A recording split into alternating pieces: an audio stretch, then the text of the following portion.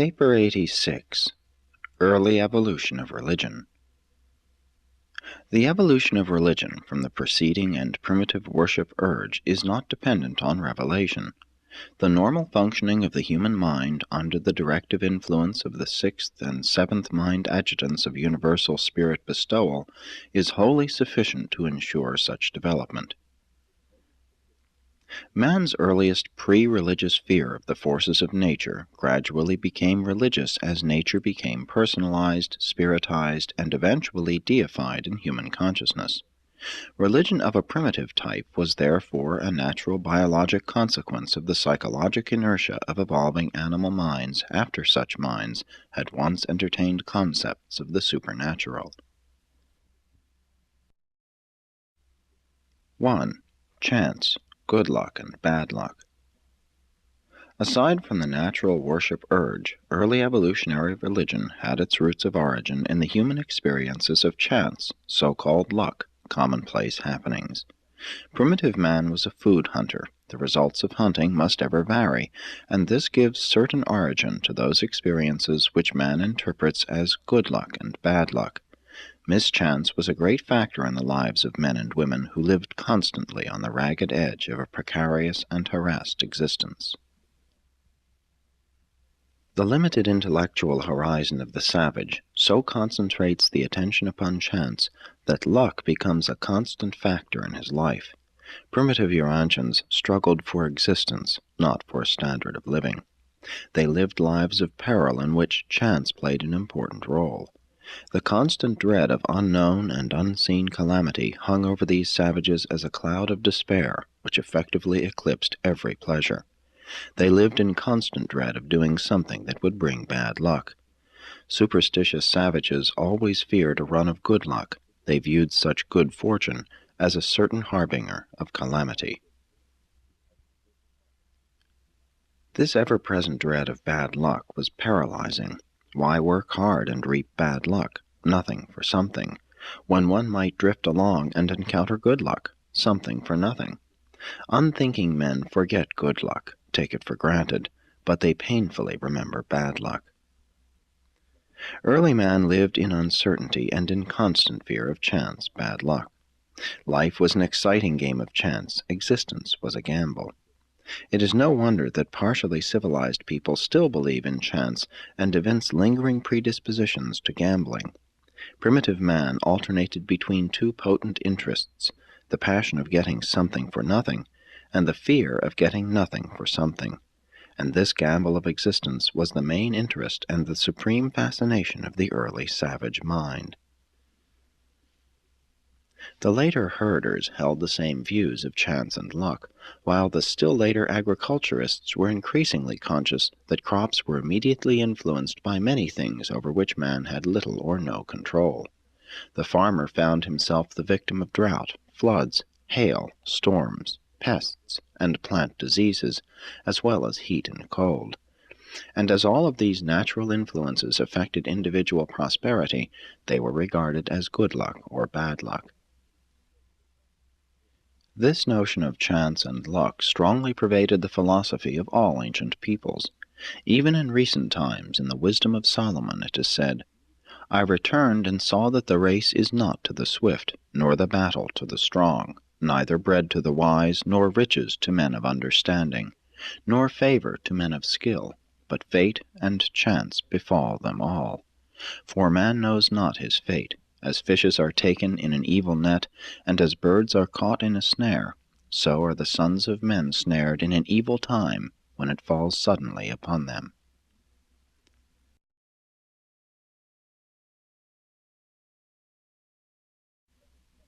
(2) The personification of chance.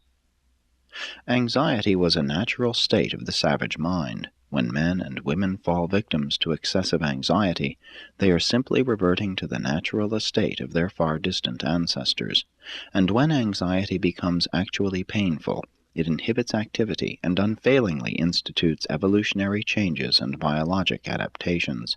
Pain and suffering are essential to progressive evolution. The struggle for life is so painful that certain backward tribes even yet howl and lament over each new sunrise. Primitive man constantly asked, "Who is tormenting me?"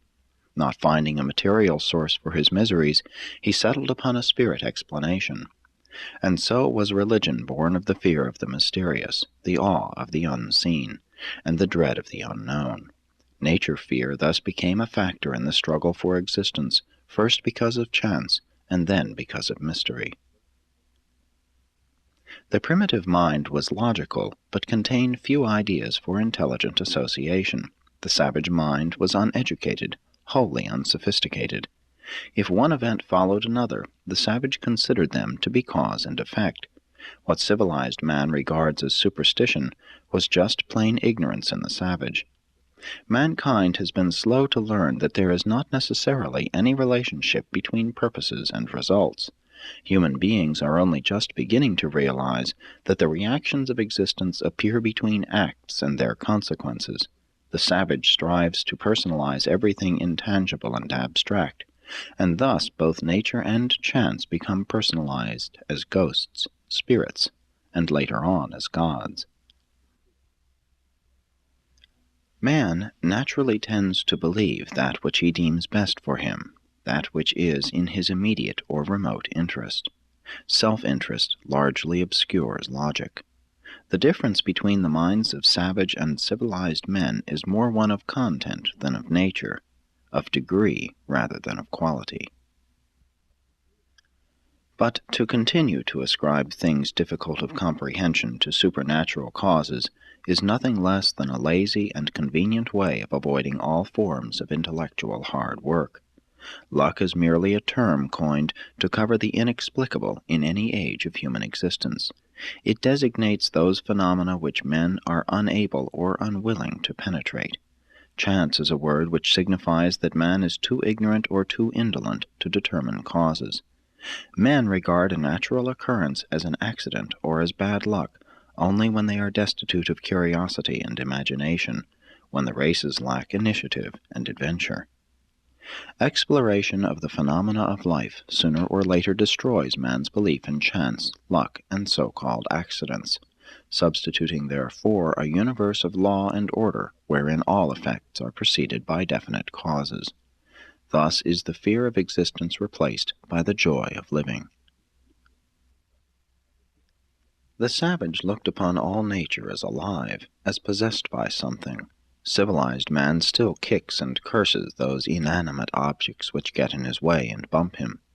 Primitive man never regarded anything as accidental. Always was everything intentional. To primitive man the domain of fate, the function of luck, the spirit world, was just as unorganized and haphazard as was primitive society. Luck was looked upon as the whimsical and temperamental reaction of the spirit world, later on as the humor of the gods. But all religions did not develop from animism. Other concepts of the supernatural were contemporaneous with animism, and these beliefs also led to worship. Naturalism is not a religion. It is the offspring of religion. 3. Death, the inexplicable. Death was the supreme shock to evolving man, the most perplexing combination of chance and mystery. Not the sanctity of life, but the shock of death inspired fear and thus effectively fostered religion.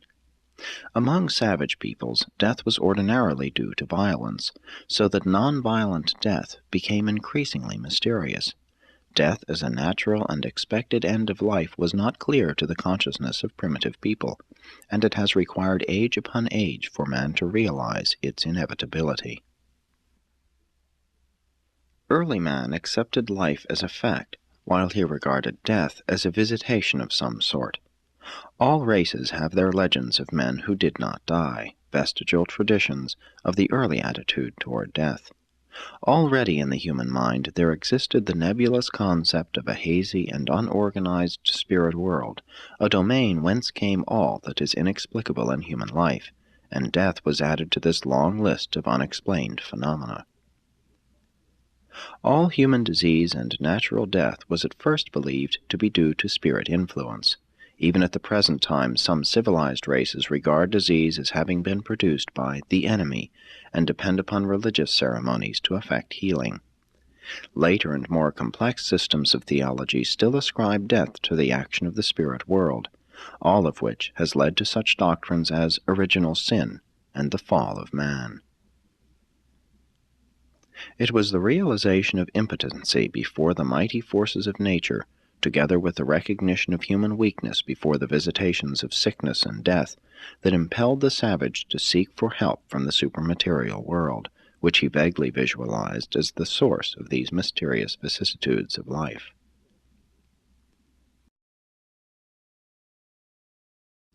4. The death-survival concept. The concept of a supermaterial phase of mortal personality was born of the unconscious and purely accidental association of the occurrences of everyday life, plus the ghost dream.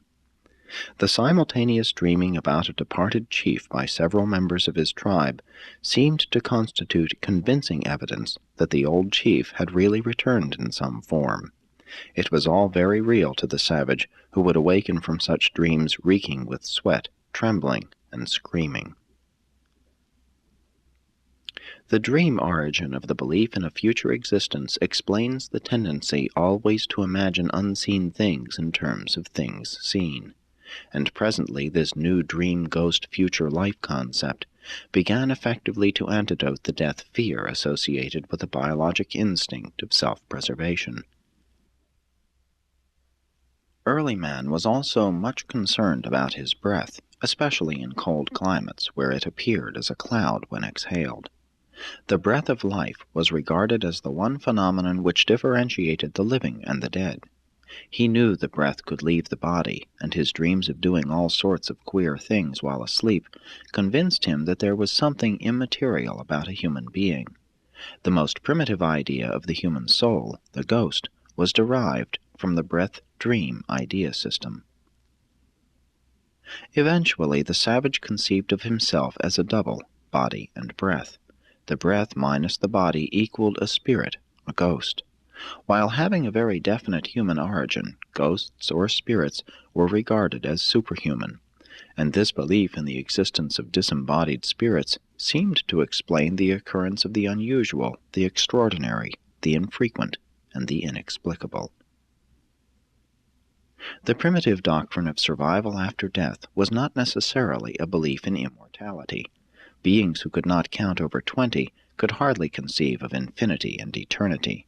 They rather thought of recurring incarnations. The Orange race was especially given to belief in transmigration and reincarnation. This idea of reincarnation originated in the observance of hereditary and trait resemblance of offspring to ancestors. The custom of naming children after grandparents and other ancestors was due to belief in reincarnation. Some later-day races believed that man died from 3 to 7 times. This belief, residual from the teachings of Adam about the mansion worlds, and many other remnants of revealed religion, can be found among the otherwise absurd doctrines of 20th century barbarians. Early man entertained no ideas of hell or future punishment. The savage looked upon the future life as just like this one, minus all ill luck. Later on, a separate destiny for good ghosts and bad ghosts, heaven and hell, was conceived. But since many primitive races believed that man entered the next life just as he left this one, they did not relish the idea of becoming old and decrepit. The aged much preferred to be killed before becoming too infirm. Almost every group had a different idea regarding the destiny of the ghost soul. The Greeks believed that weak men must have weak souls, so they invented Hades as a fit place for the reception of such anemic souls. These unrobust specimens were also supposed to have shorter shadows. The early Andites thought their ghosts returned to the ancestral homelands. The Chinese and Egyptians once believed that soul and body remained together. Among the Egyptians, this led to careful tomb construction and efforts at body preservation.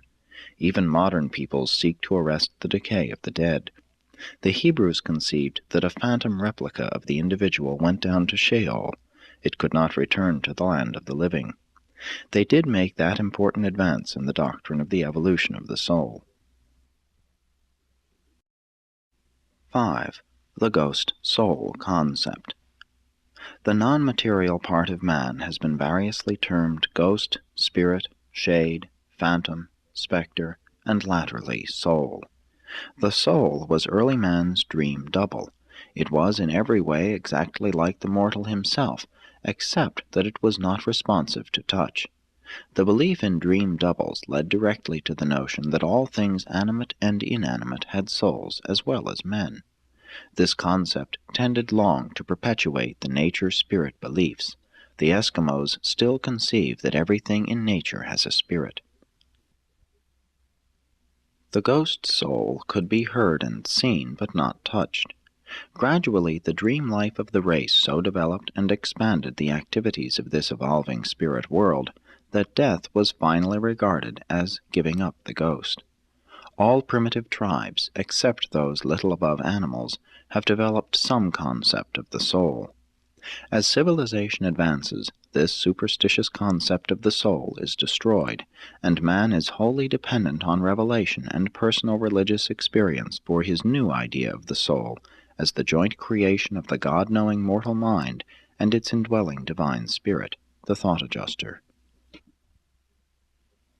Early mortals usually failed to differentiate the concepts of an indwelling spirit and a soul of evolutionary nature. The savage was much confused as to whether the ghost soul was native to the body or was an external agency in possession of the body. The absence of reasoned thought in the presence of perplexity explains the gross inconsistencies of the savage view of souls, ghosts, and spirits. The soul was thought of as being related to the body as the perfume to the flower. The ancients believed that the soul could leave the body in various ways, as in 1. Ordinary and transient fainting, 2. Sleeping, natural dreaming, 3. Coma and unconsciousness associated with disease and accidents, 4. Death, permanent departure. The savage looked upon sneezing as an abortive attempt of the soul to escape from the body. Being awake and on guard, the body was able to thwart the soul's attempted escape. Later on, sneezing was always accompanied by some religious expression such as, "God bless you." Early in evolution, sleep was regarded as proving that the ghost soul could be absent from the body, and it was believed that it could be called back by speaking or shouting the sleeper's name. In other forms of unconsciousness, the soul was thought to be farther away, perhaps trying to escape for good, impending death. Dreams were looked upon as the experiences of the soul during sleep, while temporarily absent from the body. The savage believes his dreams to be just as real as any part of his waking experience. The ancients made a practice of awaking sleepers gradually, so that the soul might have time to get back into the body. All down through the ages, men have stood in awe of the apparitions of the night season, and the Hebrews were no exception. They truly believed that God spoke to them in dreams, despite the injunctions of Moses against this idea. And Moses was right, for ordinary dreams are not the methods employed by the personalities of the spiritual world when they seek to communicate with material beings. The ancients believed that souls could enter animals or even inanimate objects. This culminated in the werewolf ideas of animal identification. A person could be a law-abiding citizen by day, but when he fell asleep, his soul could enter a wolf or some other animal to prowl about on nocturnal depredations. Primitive men thought that the soul was associated with the breath and that its qualities could be imparted or transferred by the breath. The brave chief would breathe upon the newborn child, thereby imparting courage. Among early Christians, the ceremony of bestowing the Holy Spirit was accompanied by breathing on the candidates. Said the psalmist, "By the word of the Lord were the heavens made, and all the host of them by the breath of his mouth." It was long the custom of the eldest son to try to catch the last breath of his dying father. The shadow came, later on, to be feared and revered equally with the breath. The reflection of oneself in the water was also sometimes looked upon as proof of the double self, and mirrors were regarded with superstitious awe. Even now, many civilized persons turn the mirror to the wall in the event of death. Some backward tribes still believe that the making of pictures, drawings, models, or images removes all or a part of the soul from the body. Hence, such are forbidden. The soul was generally thought of as being identified with the breath, but it was also located by various peoples in the head, hair, heart, liver, blood, and fat. The crying out of Abel's blood from the ground is expressive of the one-time belief in the presence of the ghost in the blood. The Semites taught that the soul resided in the bodily fat, and among many the eating of animal fat was taboo. Head-hunting was a method of capturing an enemy's soul, as was scalping. In recent times, the eyes have been regarded as the windows of the soul. Those who held the doctrine of 3 or 4 souls believed that the loss of one soul meant discomfort, 2 illness, 3 death. One soul lived in the breath, 1 in the head, 1 in the hair, 1 in the heart. The sick were advised to stroll about in the open air with the hope of recapturing their strayed souls. The greatest of the medicine men were supposed to exchange the sick soul of a diseased person for a new one, the new birth. The children of Badonan developed a belief in 2 souls, the breath and the shadow. The early Nodite races regarded man as consisting of 2 persons, soul and body. This philosophy of human existence was later reflected in the Greek viewpoint. The Greeks themselves believed in 3 souls. The vegetative resided in the stomach, the animal in the heart, the intellectual in the head. The Eskimos believe that man has 3 parts, body, soul, and name. 6. The ghost-spirit environment. Man inherited a natural environment, acquired a social environment, and imagined a ghost environment. The state is man's reaction to his natural environment, the home to his social environment, the church to his illusory ghost environment. Very early in the history of mankind, the realities of the imaginary world of ghosts and spirits became universally believed, and this newly imagined spirit world became a power in primitive society. The mental and moral life of all mankind was modified for all time by the appearance of this new factor in human thinking and acting. Into this major premise of illusion and ignorance, mortal fear has packed all of the subsequent superstition and religion of primitive peoples. This was man's only religion up to the times of revelation, and today many of the world's races have only this crude religion of evolution. As evolution progressed, good luck became associated with good spirits and bad luck with bad spirits. The discomfort of enforced adaptation to a changing environment was regarded as ill luck, the displeasure of the spirit ghosts. Primitive man slowly evolved religion out of his innate worship urge and his misconception of chance. Civilized man provides schemes of insurance to overcome these chance occurrences. Modern science puts an actuary with mathematical reckoning in the place of fictitious spirits and whimsical gods. Each passing generation smiles at the foolish superstitions of its ancestors, while it goes on entertaining those fallacies of thought and worship which will give cause for further smiling on the part of enlightened posterity. But at last the mind of primitive man was occupied with thoughts which transcended all of his inherent biologic urges. At last man was about to evolve an art of living based on something more than response to material stimuli. The beginnings of a primitive philosophic life policy were emerging. A supernatural standard of living was about to appear, for if the spirit ghost in anger visits ill luck and in pleasure good fortune, then must human conduct be regulated accordingly. The concept of right and wrong had at last evolved, and all of this long before the times of any revelation on earth. With the emergence of these concepts, there was initiated the long and wasteful struggle to appease the ever-displeased spirits, the slavish bondage to evolutionary religious fear, that long waste of human effort upon tombs, temples, sacrifices, and priesthoods. It was a terrible and frightful price to pay, but it was worth all it cost, for man therein achieved a natural consciousness of relative right and wrong. Human ethics was born. 7. The function of primitive religion. The savage felt the need of insurance, and he therefore willingly paid his burdensome premiums of fear, superstition, dread, and priest gifts toward his policy of magic insurance against ill luck. Primitive religion was simply the payment of premiums on insurance against the perils of the forests. Civilized man pays material premiums against the accidents of industry and the exigencies of modern modes of living.